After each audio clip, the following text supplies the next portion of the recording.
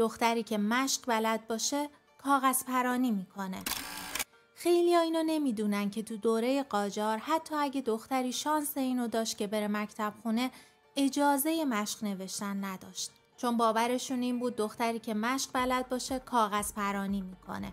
یعنی نامه عاشقانه مینویسه. تو ماهنامه نسوان وطنخواه چاپ سال 1303 یه داستان واقعی اومده.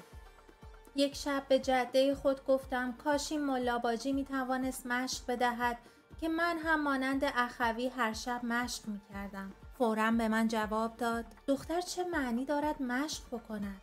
دیگر از این حرفا نزنی که پدرت تو را میکشد. اما مادر من همراه بود. کاغذ قلم و مرکب میخرید. میگفت خودت بنویس. کم کم خوب میشود. اما باید وقتی بنویسم که پسرها نباشند. مبادا به پدر خبر دهند.